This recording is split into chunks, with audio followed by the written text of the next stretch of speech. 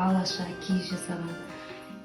Сен жүннің пайдасы туралы өсе келе білерсің. Жарай ма? Енді біздер бүгін жүннен әдемі табиғат көрінісін жасаймыз. Бізге ол үшін керекті заттар мына фетр материалы, губка керек, және түрлі түсті жүндер, иінесі керек, қайшы мен фетр керек. Қоспырымың өріліп, тобығыңай төгіліп, көздің жауын аладай, сондай көркем көрініп, ай жүзіңі зарайлы, тамсандырды талайды, көрген жандар өзіңе қор қызындай ай қарайды. Сен қазақтың қызысың, жібек баян ізісің, асып кетер сендерден сұлулар жоқ біз үшін. Иманы мен әдебі, қарапайым әлемі, біздер үшін қашанда қазақ қызай ой әдемі.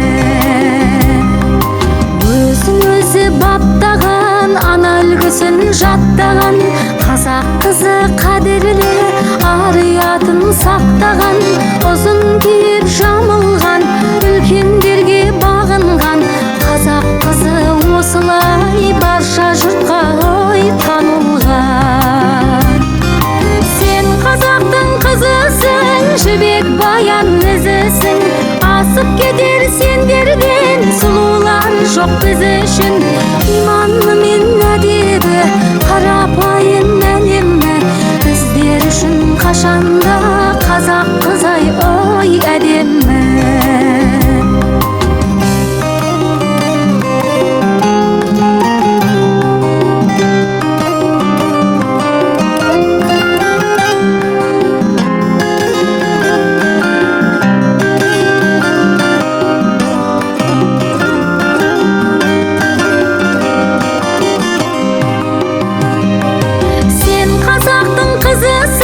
Жібек баян ізісің, асып кетер сендерден сұлулар жоқ біз үшін. Иманы мен әдебі, қарапайым әлемі. Біз мамамен бірге кезек қастырдық, күн бейнеледік, шықпықты бейнеледік. Біздер үшін қашанда қазақ қызай оу әдемі. Қазақ қызы, қазақ қыз.